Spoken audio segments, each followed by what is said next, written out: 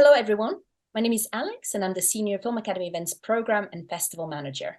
You're about to watch a recording of a BFI Film Academy lab session on career planning for screen industries. BFI Film Academy labs are all about helping 16 to 25-year-olds break into the screen industries.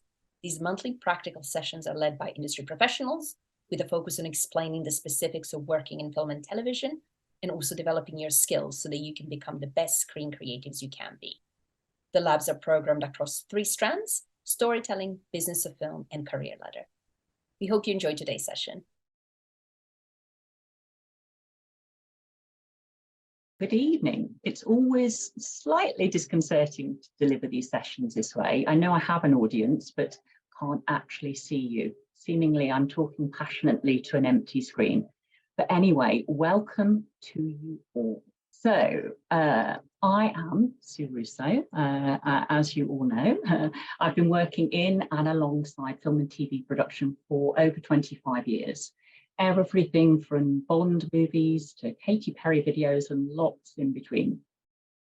My role initially was as a film office manager. And what's that? Well, that's working across London primarily with productions to enable them to shoot on location, just joining it all up with residents, with local authorities to close roads, to find buildings. So that's what I did, and I did that for a very long time. But more recently, I've been working with Disney and ITV, Channel 4, Netflix, Screen Skills, and BAFTA, to name but a few, to support entry-level talent and trainees just like yourselves who are taking their first tentative steps into our amazing industry. This evening, we will go on a whistle-stop tour so you can get a glance through the shop window into potential career routes and the pipeline to opportunity into the screen industry. So a bit around job context. Let's dig into that. What I mean by job context is jobs in the sector and a brief look at their profiles. So let's go jobs in film and TV drama. The next couple of slides are taken from the Screen Skills website, which you may already be familiar with. And if you're not, I should say be familiar with Screen Skills. Please seek out their website. They have a ton of information and free e-learning regarding getting into film and television. So some useful context around where we are and who we are. Jobs in film and TV drama. There's over 100,000 people working in film and TV drama in the UK. The industry is worth around 5 billion in the UK economy. It's responsible for some of the most successful films and TV series that have been shot and will have seen, like Sex Education, Heartstopper, Harry Potter, to name but a few. And there are lots of different jobs. An average trainee, so that's entry level across a department, can earn up to £650 a week, and the top earners up to £2,500. So it does sound quite attractive. So this slide also from Screen Skills is about the job profiles. Tonight we're going to focus on scripted drama, but there are other job profiles and genre ladders across key areas, such as VFX, gaming, animation, post-production, and unscripted. And what I mean by unscripted is it's defined as non-fiction telly, natural history, documentary, reality TV, game shows, etc. So please, again, do check out these job profiles on the Screen Skills website and their relational employment pipelines for these different areas. Screen Skills truly is the Wikipedia for our industry. So here we are. This is a rough approximation of all the people and the roles that make up a film or TV drama unit. It's an organizational chart. You have all these different departments working together on the same script to the same schedule. You'll have the director, producer, and then they assemble all the people they want for the key positions. And they are called the heads of department. For example, your production designer, your line producer, your makeup designer, they sit on the top of this organizational chart. And then they assemble their own teams. All of these people are freelance. Some people stay in the same teams, but most change. People generally like working with people that can do the job well and they get along with. And you have the design departments, the logistic departments, the technical departments. All of these skills are needed to make the film or TV program work. So within design, you've got production design and art department. Within the technical departments, you've got camera, lights and grips and sound. And then the logistics, which is production and locations and assistant directors. So you can see the microcosm that is the circus of a TV drama crew. So scripted drama, what are these entry-level roles? As you can see here, these are just a snapshot of some of the positions working in specific departments, from prop set deck assistant in the design art department to a COVID PA. COVID, interestingly, was a new department formed during the COVID period, and it does still exist currently, but we expect it might disappear in the not too distant future. But there has been many entry-level roles. And then we're looking at a floor runner, again, assistant director's department, a base runner, a location marshal, an office runner, and that's often in-house or in a studio within the production department, a post-production runner, so that's normally in your edit suites and post-production houses, a production runner, again, in the production department, trainee across all departments, and a VFX runner. And those are just a snapshot, as I say, of the department entry-level roles, but there are many, many more in drama production.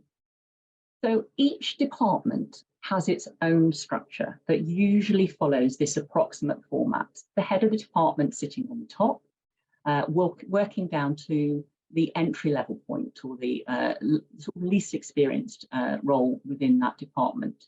And here we can see the ladder for the production office, the line producer, production manager, production coordinator, right down to the production runner, and the camera department, director of photography sitting on the top, and a camera trainee right at the bottom.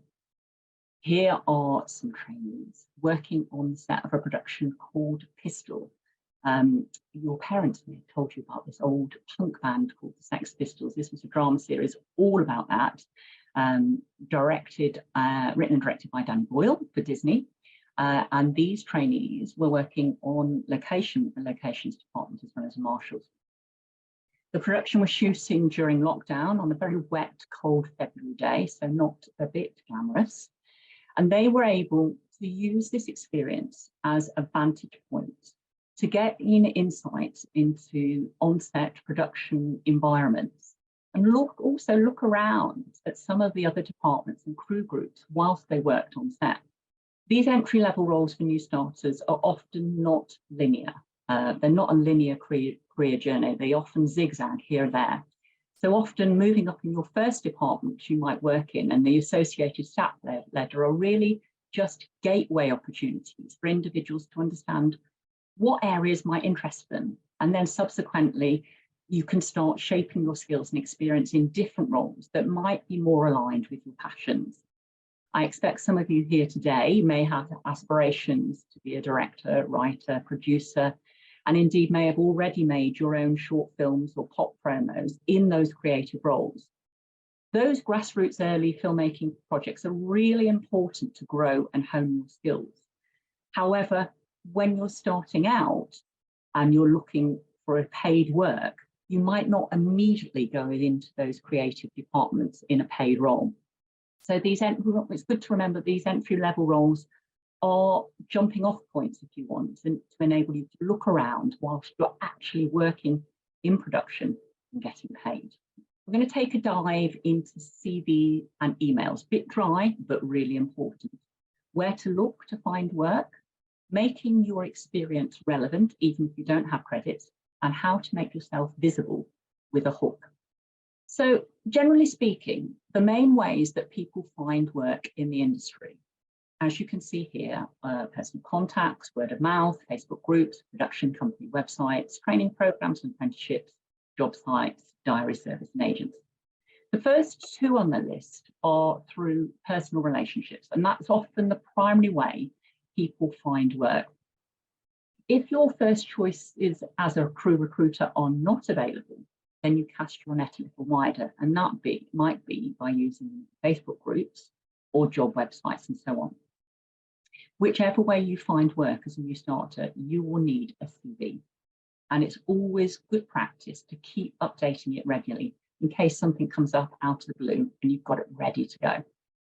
So if you're already in the world of developing your creative filmmaking career, you need to keep your ambitions on parallel tracks. Directing, writing, producing, shooting on one track, and jobs in an industry that will pay the bills and put a roof over your head whilst getting that writing and directing career off the ground. If you're keen to work in the industry as a whole, then absolutely keep that directing, shooting CV as one thing and make a second CV that's focused and tailored for being a member of the crew. I absolutely guarantee you one will greatly inform the other and enable you to grow a network of collaborators. You will meet people on set in those first entry-level roles. Any exposure you can get to the professional working environment at the higher ends will make you better filmmakers, trust me. And with a fair wind, your passion projects will eventually align and merge into the area and department that you aspire to. So, CVs. Most recruiters will only look at your CV for 10 seconds. It's true, honestly, maximum. So let's think about that. How do I best get all of my experience, my skills, my education, express who I am, and demonstrate my passions and aspirations in one succinct CV? When someone opens the CV, this screenshot demonstrates the bit they see. The area is likely to be viewed from a laptop. Even if it opens full page, most people will zoom in to read it. So the top half of your page is critical. Every key detail you need them to know about you needs to be in this first frame. This is like a headline on the front page of a newspaper. What are the key pieces of information? Remember, the person recruiting don't know you at all. Don't make them guess or assume anything because they don't have time to play detective. It should also be stressed that people might be passing your CV on to others, so you need them to know the basics. Firstly, who is this person? Your name is effectively your brand, your company name. It should be consistent with your email address too. What job does this person do? If you're entry level, then you should put runner, marshal, assistant. Where is this person? If I'm working in Manchester and looking for people to come and work with me locally and getting CVs from people from Glasgow, then that's no good. How can I contact this person to check to see if they're available for interviews? So make sure your contact details are right up there, front facing. And driving, can this person get themselves to and from set? If I'm filming for 6 weeks in a disused quarry 20 miles away, likely not to be public transport. So if you've got a driving license, put it up there, front headline. Make it simple for the person hiring to figure you out. A good tip is credits, if you have them, should be put in reverse chronology. So your most recent work should always be at the top of the page and then working backwards in time. This is a snapshot from an IMDb page of a friend of mine who's location manager, Amy Tridgell. And you can see that she was an assistant location manager on Attack the Block and then moved up to be a location manager in 2021 on Cruella. Incidentally, IMDb, if you're not familiar with it, it's a wealth of knowledge and information about who has worked on what production and in what role. All the credits of all crew members, creatives, is listed on there. So it's really good, useful bit of research. Maybe a bit of snooping into who they are, but it's open there for you to publicly view. So even if you don't have credits, and many of you won't have at this stage, your work experience should follow that same pattern. So your most recent at the top. So what if you have no credits? Well, there are transferable skills and experiences from other roles in different sectors that mirror what's required in most departments at entry level. A line producer on Fantastic Beasts, that Harry Potter prequel some of you might have seen, spoke about an instance when A waitress made her duties align with the demand of a floor runner role in the assistant director's department. So the skills demonstrated as a waitress were the same, including working unusual shift patterns, dealing with clients and customers, keeping calm in a stressful environment, stamina, customer service, dealing with difficult and demanding clients. All of these demonstrable skills were required for a floor runner role in the AD department, and indeed she was hired for the job. So what are those transferable skills? You can see them: long and sociable hours, keeping calm and listening to instructions, handling cash, time management, stamina. These are all some of the qualities it takes to be a great runner and get hired again and again. So think about some of the work you've done elsewhere. I know a lot of people who work in film who will want to know if you can work in changing environments and if you can work well with customers and colleagues. It's a working environment, so it's all valuable and all transferable. The transferable skills on your list you may be familiar with in other jobs, other industries: hospitality, retail, customer services, security, all public-facing roles. In fact, we have security guards with us on production, so if you've worked in that environment, you could easily transfer. And of course, as a security guard, you use a radio, radios. So even though a production runner is the most junior member of the team, they are sometimes similarly the most front-facing role and mixed with everyone from the security guard to the production secretary to the director. So if you have that experience of working in a customer service atmosphere, I mean, you're probably someone who is personable and has the skills to be able to recognise and respond appropriately within those departments. You know, it is a hierarchical structure in film and television, as we've already seen. So consequently, those skills you can apply and match and make yourself visible to the hirer within the crew. So those headlines from your other roles in different sectors at the top of your CV. Match your experience to the role you're applying. Listing training and education. It's always useful to list your education and training. It's very relevant. If you don't have much experience yet on set or in other jobs, employers will look at your education. However, production hirers do not need to see your GCSE results. At the beginning of your career journey, certainly you should be listing your most recent university college courses, but in time that will fall away from your CV as your work experience and subsequent credits build up. It's not that education isn't vitally important. It's more that you're a product of a lifetime of learning, and your work history and eventually your industry credits fundamentally demonstrate your ability and experience. What is also worth mentioning is that there are many screen industries vocational courses and programs worth doing. I've just listed a few up here, but this includes the coronavirus onset training and unconscious bias with screen skills. And as I've said before, we'll keep saying they have a ton of free training resources that is recognised in the industry. So if you have some downtime, do them. The Set Ready training for Film Fixer. Talking Point, they do an overview of the art department for entry level. Runners in the production office run by the Production Guild, and Bectu's Creative Industries Safety Passport, all worth checking out, and once you've done them, list them on your CV. These short courses are industry specific and will demonstrate a commitment to honing skills that will give you a grounding in how to work in a production and an on-set environment. And as I say, they are very well recognised. So, really important note, GDPR statement.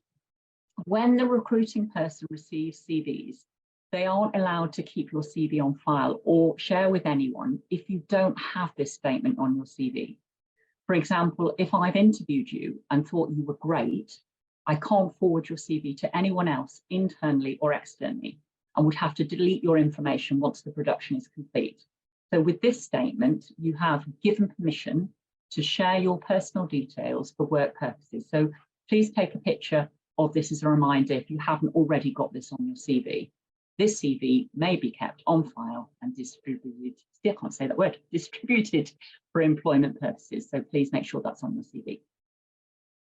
Have your CV stored somewhere you can access it quickly and send it on the move. these notifications on jobs boards come up frequently, and you're not always going to be near your desk. Employers might get 70 CVs, so they may only have time to look at the first 10 or 20 that come in. As I say, these notifications come up regularly on jobs boards, so do put some alerts on.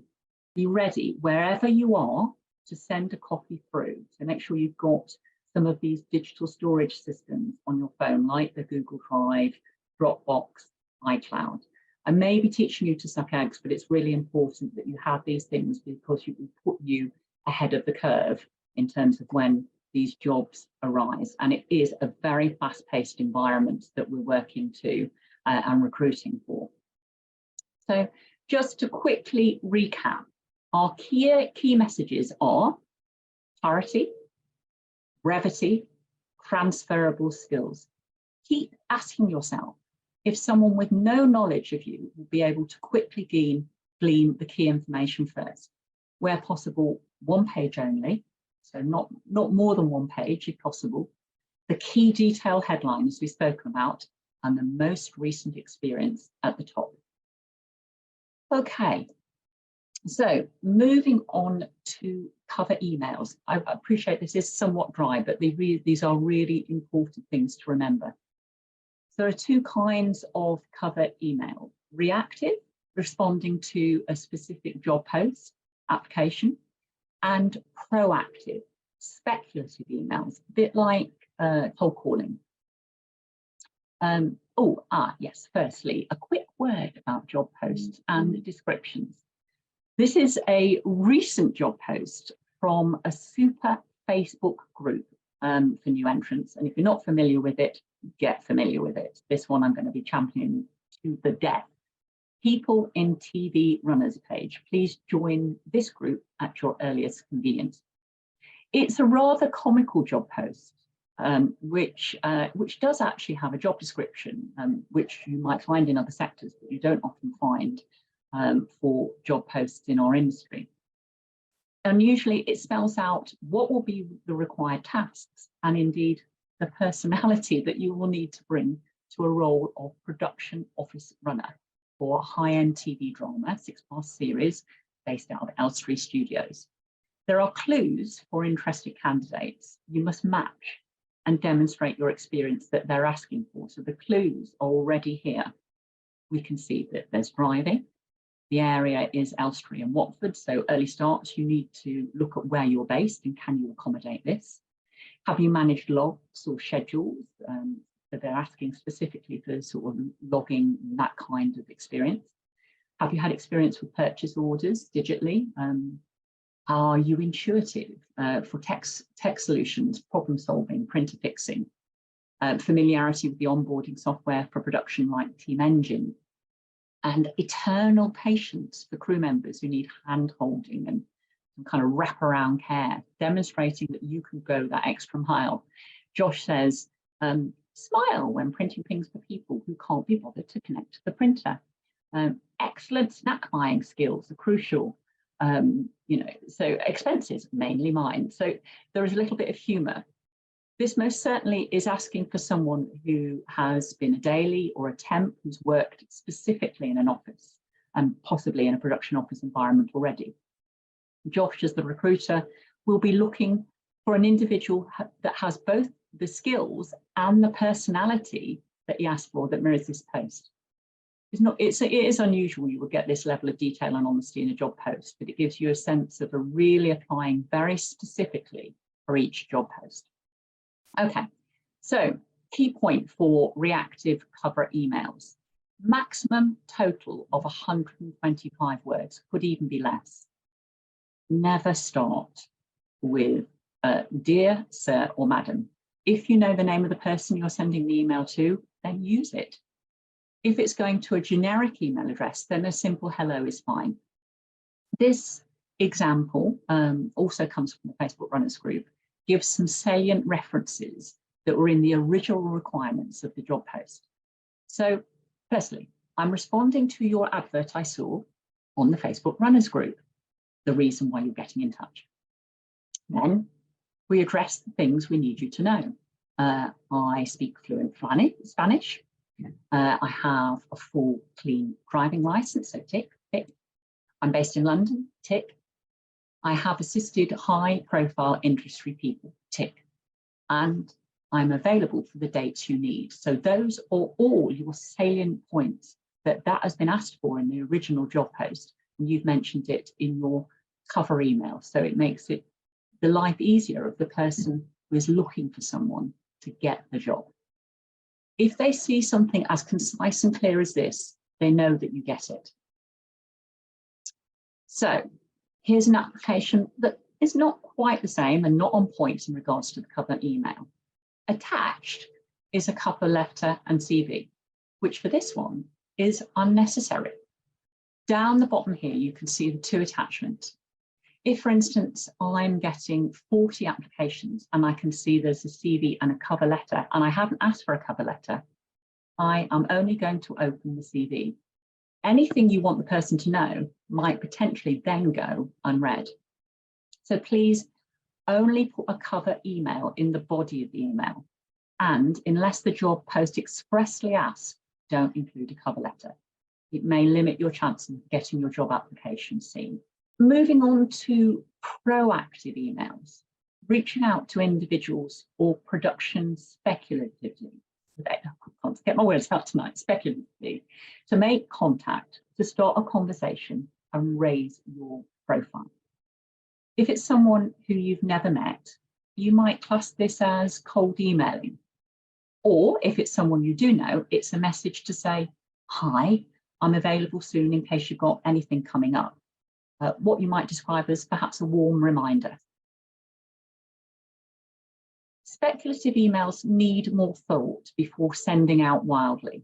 What connects you to the reader? Is it someone you both worked with, studied under, something you've worked on, or a company you've worked for? Maybe it's some work you love of theirs.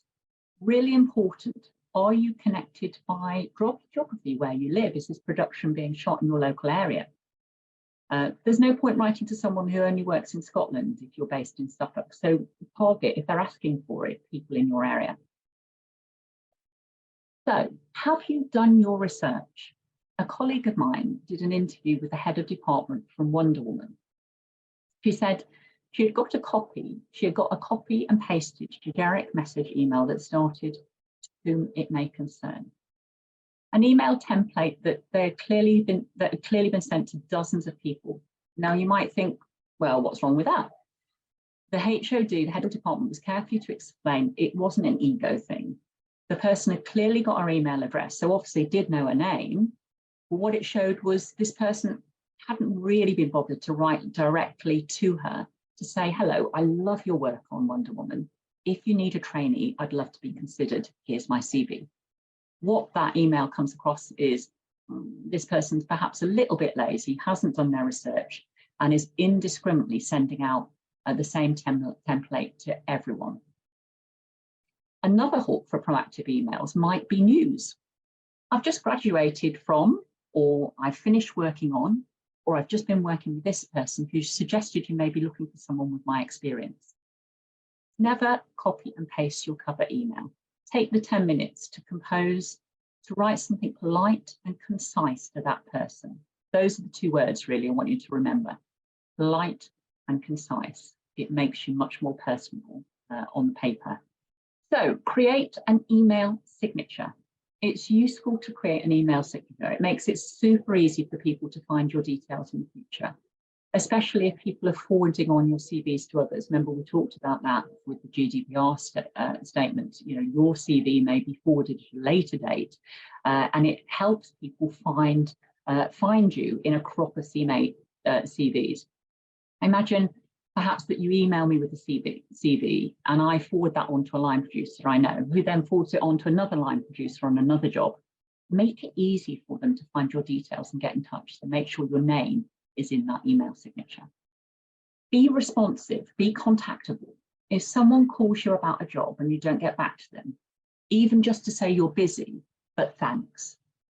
If you don't respond at all the second time, you're probably off their list to call again. So do make sure you set up a personal voicemail on your phone and thank them by message or voicemail for the offer. The other thing about being responsive is a bit of sort of spiritual thing that I do believe, good karma. Someone calls you and asks you, are you free next week? And you're not. That's an opportunity to say, I'm not, but I can give you the details for another runner I know. That's what being part of a network is, having other people looking out for you, sharing information and opportunities. What goes around comes around, and it really does. Another great tip, actually, if someone new calls you out of the blue, then make sure you put their name in your phone immediately while you can. So when you call them back later, it's not just a random number. You can speak to them personally by using their name. These individual touches ensure that you will be remembered. Okay, so here is an actual email that was mistakenly sent. Whilst amusing, this should not be your opening gambit to a prospective contact and potential future employer. Make use of the free tools like Grammarly. Really read through your emails, check them, use Grammarly before you send them. It's particularly helpful, this software, if you're dyslexic. So here you can see that production department team ladder again. The production coordinator sits midway through that ladder, often drafts and manages the initial call outs on jobs posts for CVs. They then receive potentially 40 or more applications, and they will then be responsible for subsequently shortlisting those CVs and presenting options to the production manager or line producer who conducts the interviews and makes decisions. How can you stand out and be on that shortlist for interview? Each person picked usually has a hook, something that justifies them for an interview. There is not always the time to interview lots of people, so even something very small can give you the edge over someone else. For example, Sinead is fresh out of uni but can drive, has done the COVID awareness training and says she wants to work specifically in the production office. Surdeep has just finished as a location marshal on the Crown, has a degree in TV production and lives in the area where the production is based. Those are your hooks. Look at the things that make you stand out to get you in those final list of shortlisted CVs. Top of the pile, getting that interview. These are some top tips from a really good site called the TV Water Cooler. Again, I would really recommend having a look at this website. It's got a host of useful information when approaching and finding, securing work. It's really tough to get that interview. And if you're lucky enough to get one, you still have to prove you're the person for the job. So here's some constructive feedback that they had, the water cooler, from someone on the other side, the person who's receiving all of these CVs. Read the listing. We've talked about that. It will likely give you the indication of what the employer is looking for and may even be explicit in its requirements. If there are specific requirements listed, then you need to demonstrate that you tick those boxes. If a particular skill is absolutely a necessity, it's a good idea that you not only say you have that skill, but also demonstrate you have experience in it. I'm able to manage logs. I've been working as a logger for 3 years. Be a relevant applicant.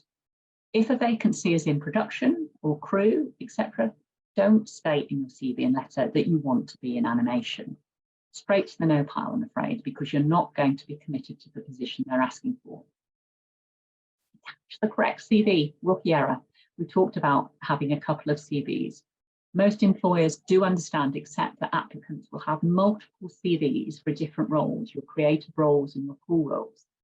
Send the correct one for the role you're applying for and make sure it says it in the heading at the top.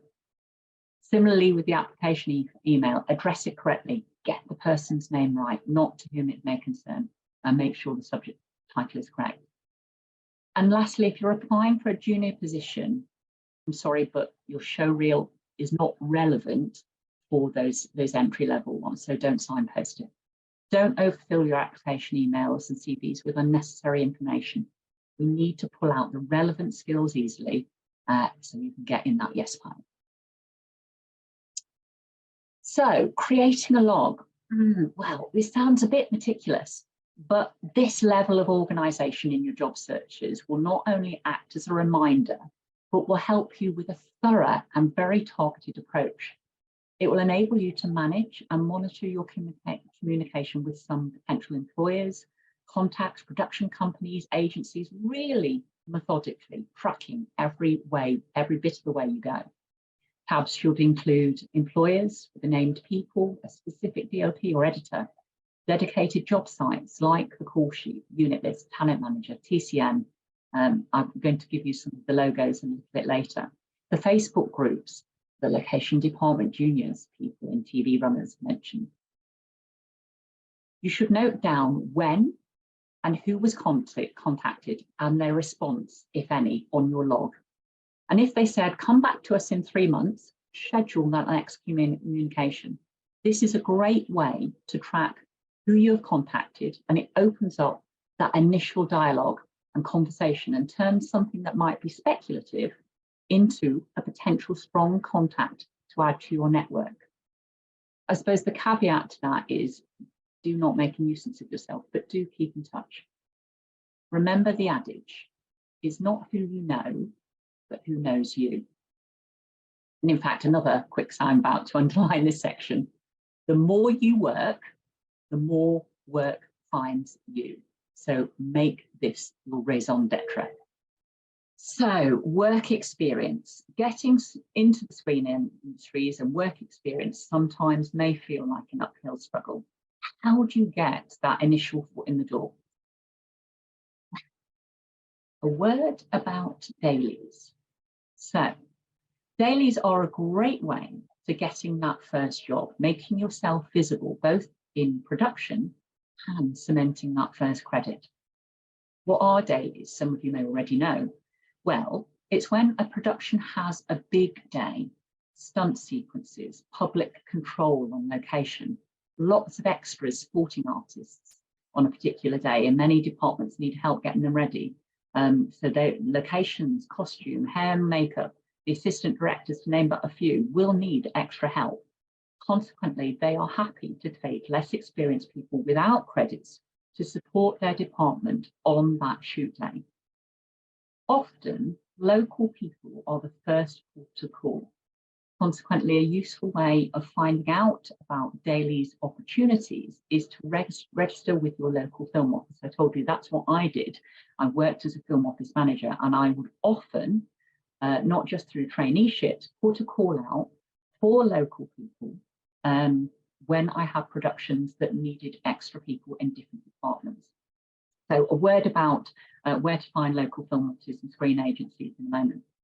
But here are some dailies that I worked with, working as runners and location marshals in the AD department and location department for the Sky drama Gangs of London and a BBC period drama called Life After Life. We had a great day.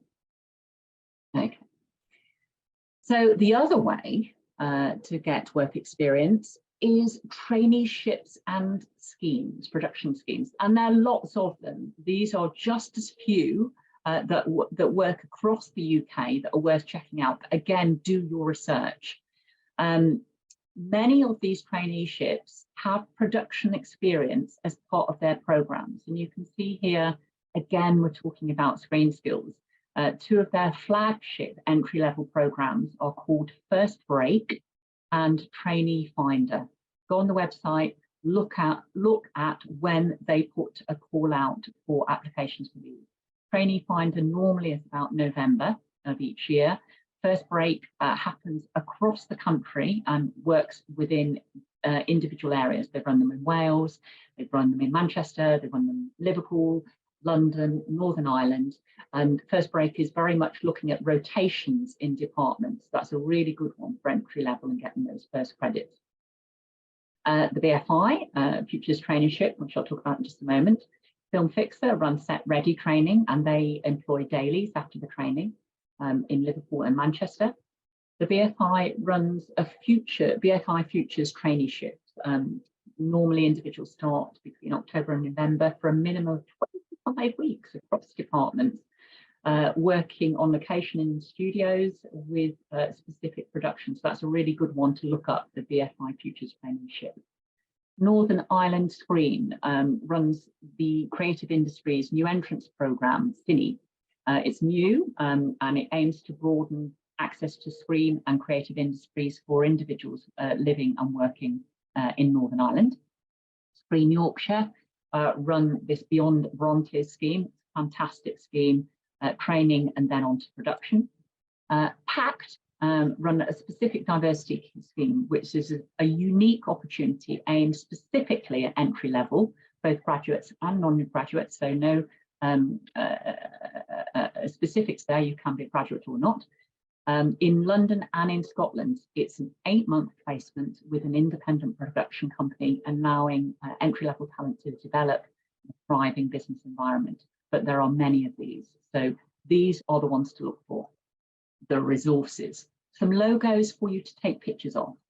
Here lies a community of networks, crew, databases, traineeships, events. So lots to look at.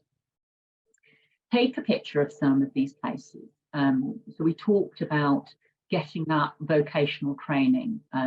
Many of these different organisations offer masterclasses, traineeships. Do set an alert so that you receive emails, subscribe to them, Call Time, Access VFX, BEC2, the Creative Media Skills Location Collectives, Screen Alliance Wales. These are just a few that offer traineeships, masterclasses. Not only do you learn, but you can meet people in similar positions to yourself. It's a place that you can network. I will keep saying this, and I sound like a stuck record.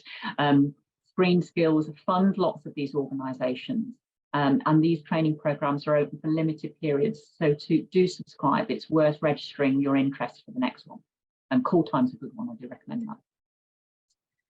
So these dedicated film offices, they're everywhere in the UK, as I talked about. Their aim is primarily to facilitate production when they're shooting in a particular area. They are a bridge between local communities and production. So find out which is your nearest one to where you live and register with them. As I've said to you before, film offices regularly advertise traineeships, dailies on local productions, masterclasses and free screen industries training. They are dotted across the UK. Filming is at its peak in the UK at the moment, and these film offices absolutely are the starting point. Also, your grassroots groups. So obviously I know a lot of you are from the BFI academies across the UK. There are other local sector groups, and you will find out about those from your local film office. They will have a database, but in London we have Iconic Steps, Creative Sparkworks, Fully Focused, Mama Youth.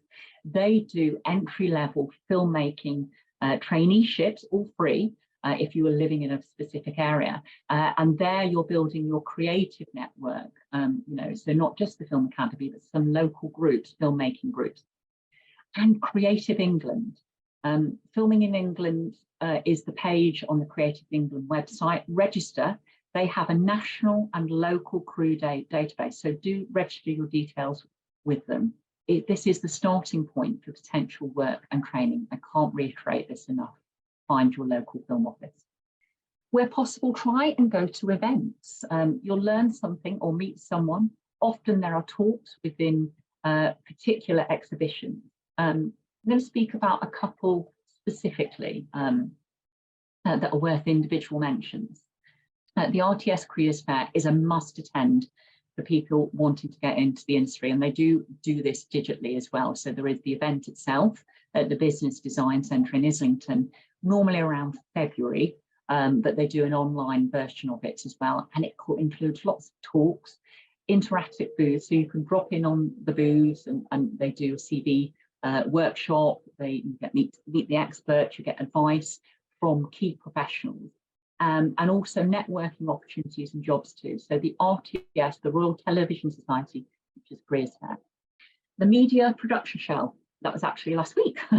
It's again held annually in May at Olympia in London, more specifically for unscripted TV, but again has an array of networking panels and discussions groups, and it's free. So you can go there, you just register for it and it's free. Focus is a really good one. It happens in December. Again, it's remote and in person at a business design centre. It's a bit of a venue for our industry, the business design centre in North London. It's free to attend. It has highlighted talks that are particularly interesting for new entrants. It's often regarded as a sort of end of term style event, as most productions try and finish for Christmas and treat it as a bit of a get together. So that normally happens in December. It's a good place to catch people when they're not so busy. So really look up these events and register, get the notifications for when they're coming up. So here are some jobs boards and resources for you to investigate when you are looking for work. People in TV runners up there, location department juniors, Facebook groups, can't reiterate that enough. Those on the left, primarily the places to look for crew work, which might likely, as we said, be the dailies or for a variety of projects. But if you're looking for something full-time in a bigger structure, then the corporate production companies, pages to the right, like Amazon, Lime, Sky, they have a specific entry level, more in-house stable employment routes.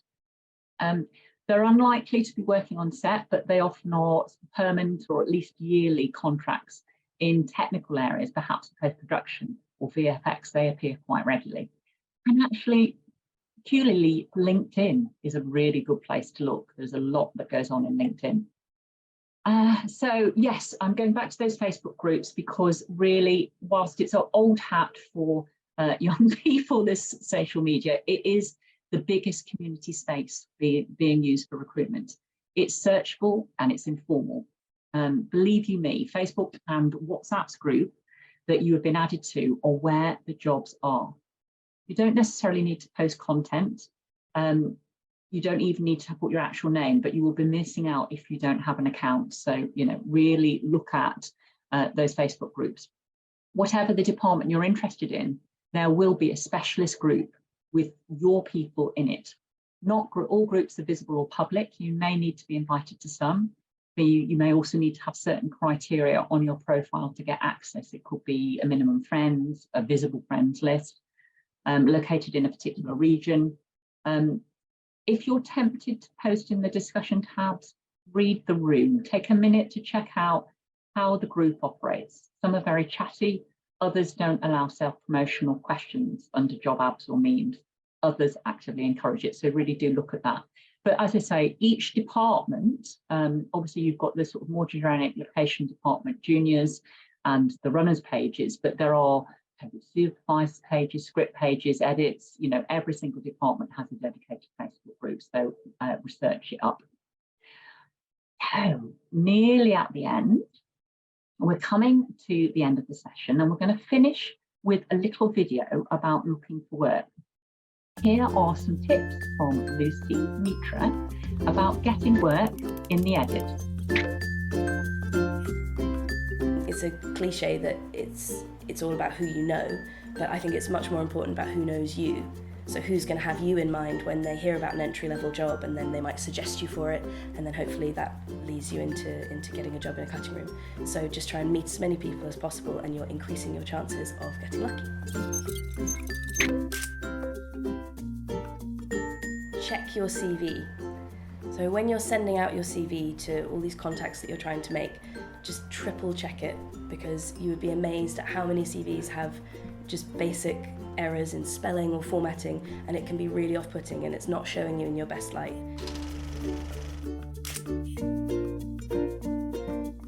Your job as a trainee is going to involve quite a lot of administrative tasks, so things like filing paperwork or being in charge of petty cash.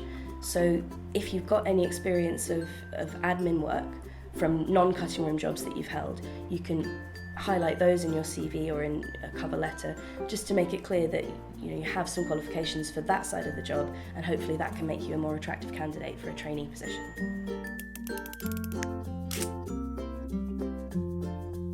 So I saw a CV recently from someone who's just starting out, and she'd been doing work with a local videographer, helping to cut wedding videos. She'd been making her own short films. She'd been going to courses and lectures in her local area. So even though she didn't have much work experience, she had shown that, you know, she was very motivated to go and build her skills off her own back, and that said that, you know, she would be a really good trainee because she's obviously motivated and is going to give her all.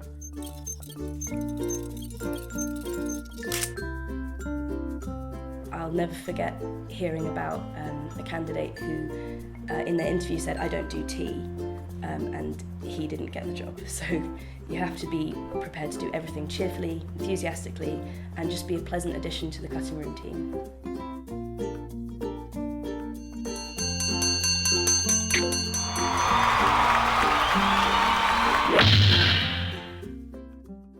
Lots and lots of detail and information. I hope there were some bits you found useful and things you can take away with you as you venture into the wonderful world of film and television. Thank you for listening. I wish you all the best of luck on your onward journey into the screen industries. That's a wrap. Questions? Thank you so much, Sue. So I'm back and we've got loads of audience questions to go through, which is great. And everyone, please, if you just thought of a question now, it's not too late to submit. Just please submit it in the Q&A box on the bottom and not in the chat box so that we can see it. And we've been getting a lot of questions about whether this session is recorded and when they'll be able to watch it. So I'm just going to address that first because loads of people have asked it. We are recording the session and it will be uploaded to the BFI YouTube channel, hopefully by the end of the week. And the best way to know when it's up is to follow Film Academy on our social channels, and we'll post the link there as soon as the video is up. So don't worry, if you've missed anything, you will be able to watch this again as many times as you want. So that's one, but let's start with a question from Toby. So Toby is asking, to work in TV or film production, do you think that doing a university degree, a Bachelor of Arts in Film and Television, for example, is more useful than an apprenticeship with a company such as BBC? For example, what would be of more value to both the future employers, but also the candidates themselves? Well, that's a great question, Toby, and it comes up a lot. It's quite controversial, really.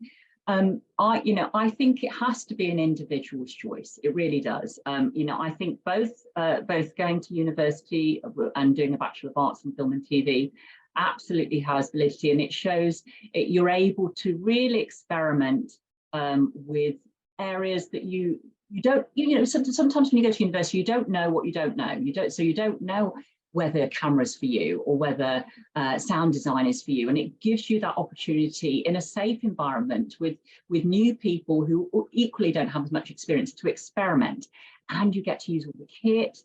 And what I should say is that actually there are some very well recognised undergraduate programmes across the UK. I think that they are increasingly becoming more recognised as an industry sort of validation for aspiring filmmakers. Having said that, on-the-job apprenticeships with the BBC and Channel 4 certainly will move things forward probably quicker for you, because you're already within the institution, you're already within the sector. So, that in itself will create a credit, but they're so competitive. That's not to say you shouldn't apply, but they're so competitive, those schemes. So I would say it has to be your personal choice, but that lots of our undergraduate programs in the UK, film practice courses, film and television practice courses, and in fact, again, Screen Skills do have a listing of the ones that they think are they give them an accreditation on their website, so do have a look at that. Cool. And then a lot of people actually also asking about location. So due to the seasonal freelance nature of set work, what is your advice for people who don't live near major cities? They live in the UK, but not in a big city, and they need regular work. Yeah, I mean, I absolutely hear that, sort of Cornwall and Scotland and Wales and all of those things. Filmmaking is coming to those areas. Now, it's not as regular as the big cities, of course, because you'll have those hubs, you'll have wherever the studios are, people work out sort of maybe 100-mile radius. That's normally the rule of thumb. And those studios are popping up everywhere. They're not London M25 centric anymore. they're in Cardiff, Bristol, Scotland, Northern Ireland. So whilst, you know, even if you're in the countryside, if there's a studio close by, I would look to register. I mean, your driving is really important. I mean, I suppose that's the skill. If anything, if you're living away from a particular hub, if you've got your driving, then that allows you to get to and from where these hubs are. But if you think of series like Poldark and Sherwood and some of those, they were in Nottingham, they were down in Cornwall, so they will come for and set up shop for quite a long period of time. So that's why I'm saying to register with the screen agency, Screen and Wales, Northern Ireland Screen, so that you get to hear when they're coming and you can plan accordingly. But yes, I think if you are remote, I would say if you can do it, and I know it's sometimes financially limiting, get your driving. And what I should say is there are bursaries for this.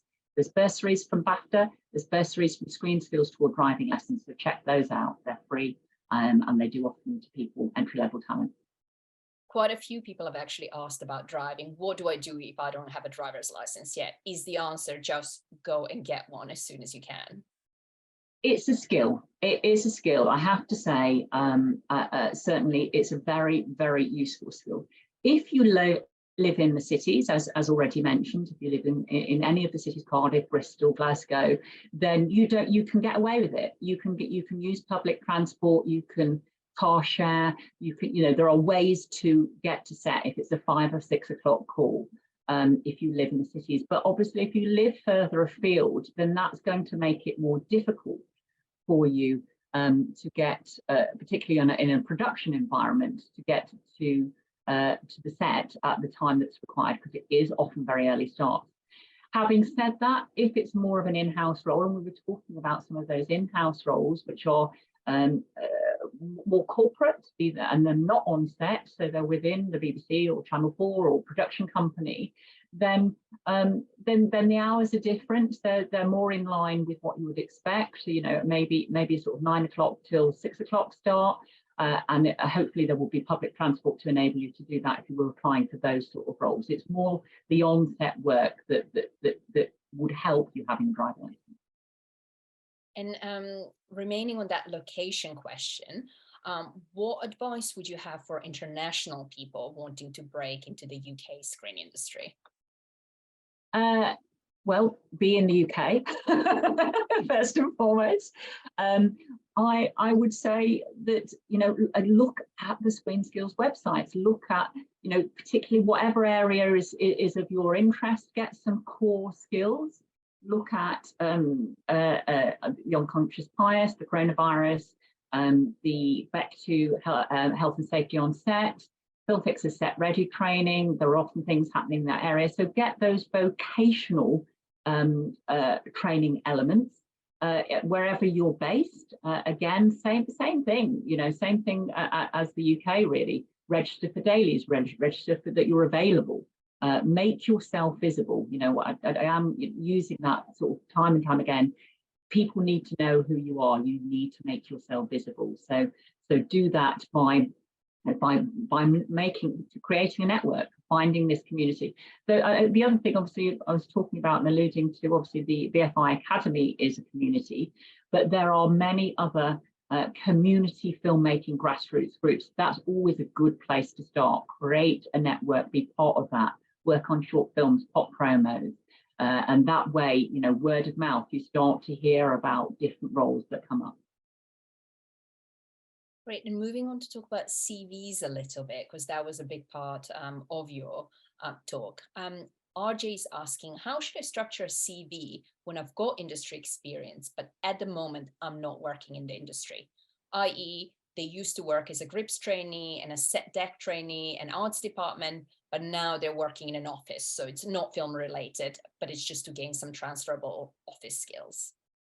Well, I would say that you put, it depends what the timeline is. We were talking about that headline, weren't we?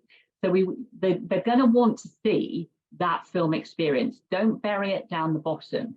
So if you've had outside of the industry experience that's going to not fit in that box, you need to get it in that box. You need it to be that headline. So what I would say is talk about your office experience, because office experience is a really good transferable skill wherever you're going into, but then have those credits underneath it so it fits. So what the recruiter sees is that you've done both.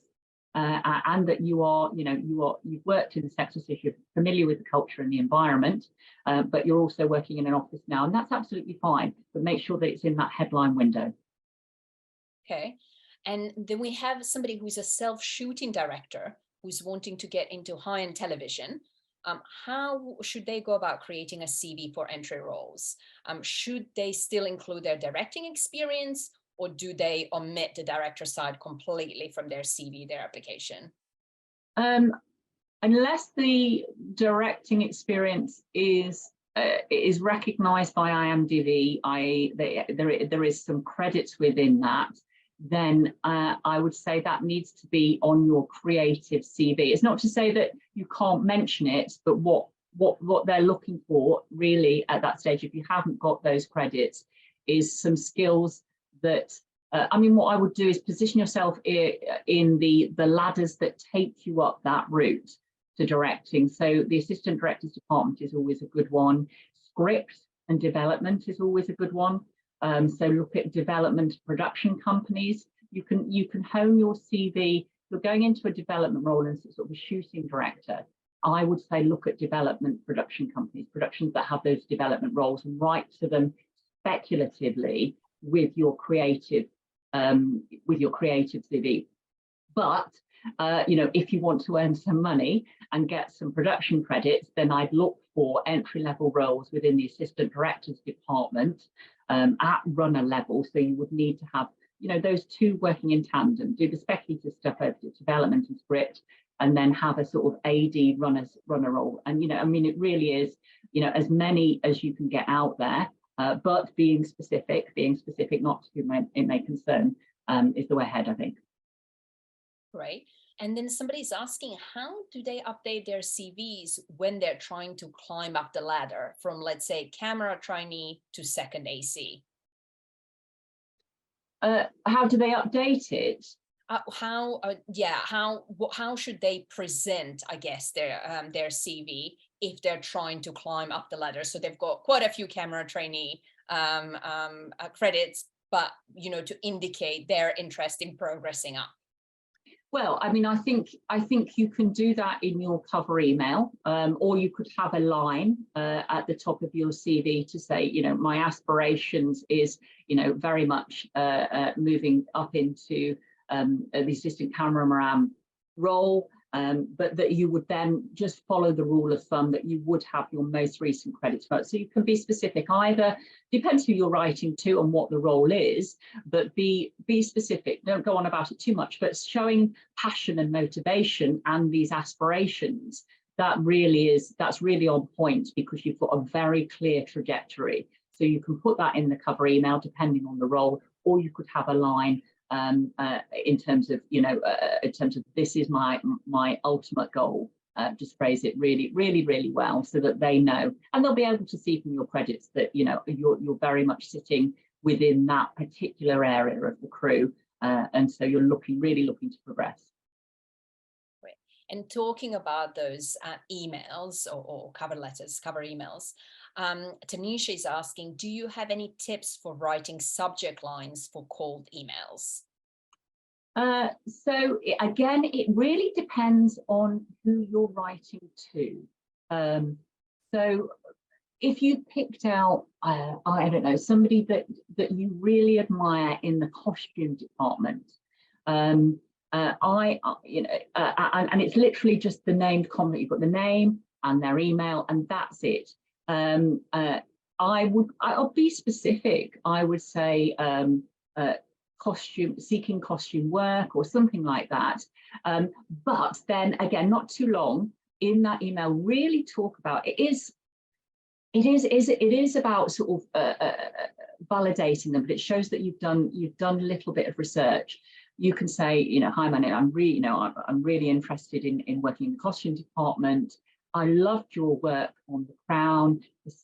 specifically the Series 7 or whatever it was.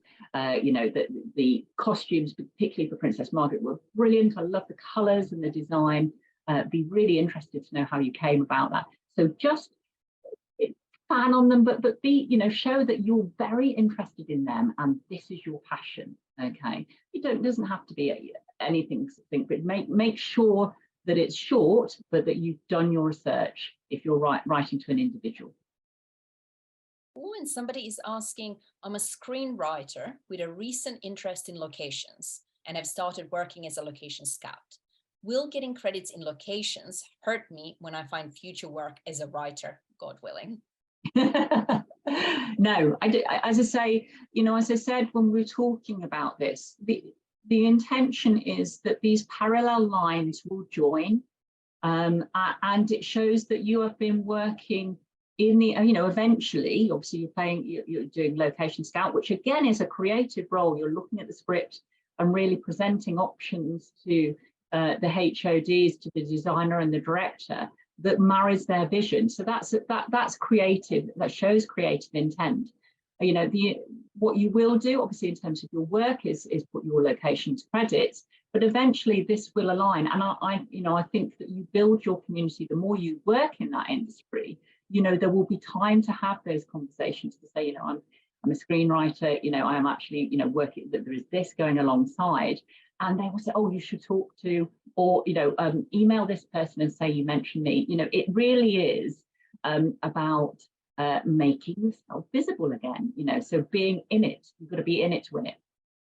Right. And we have a really specific one from Keith.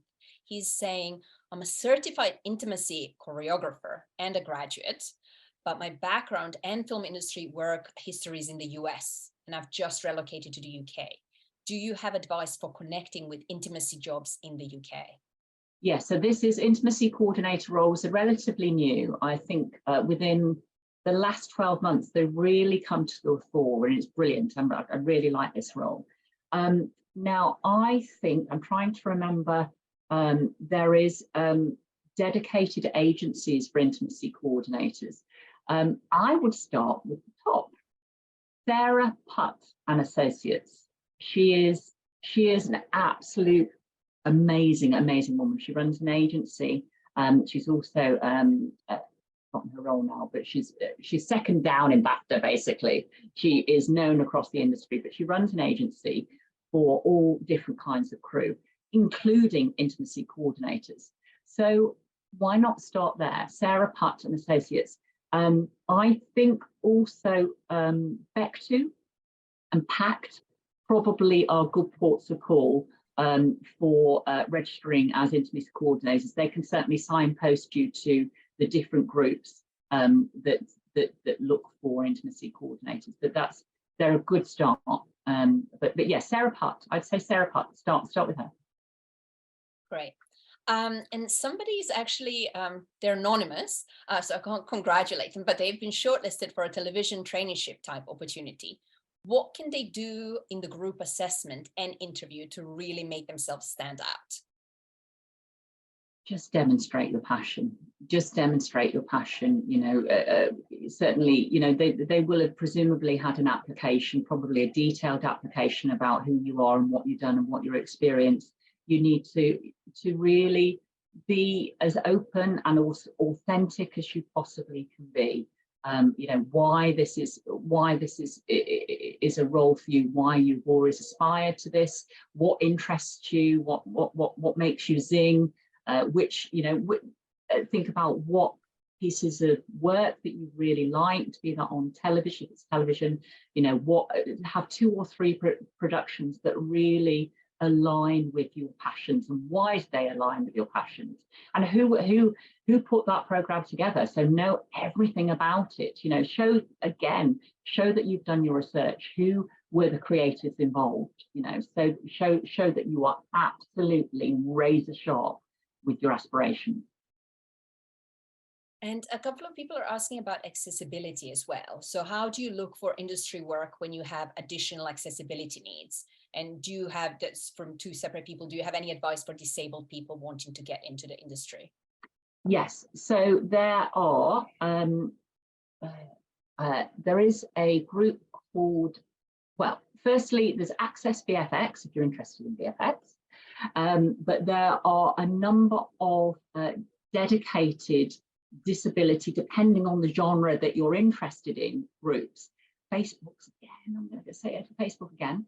And many of the traineeships now, including Trainee Finder, which I talked about, specifically ask for applications for diverse candidates with specifically disabilities. What happens is now there is a dedicated role, again, like similar to the intimacy coordinator, there's an access coordinator that many productions are utilising.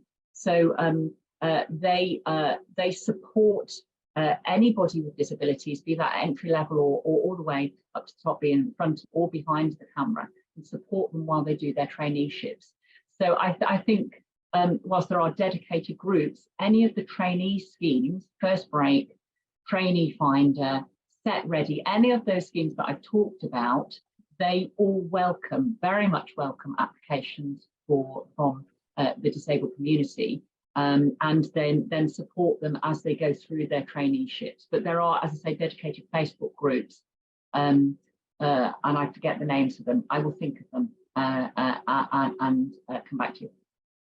Sounds good. And I think we have time for just one more question. I thought we started with a question from Toby. Let's end with a question from Toby. I really, really like this one.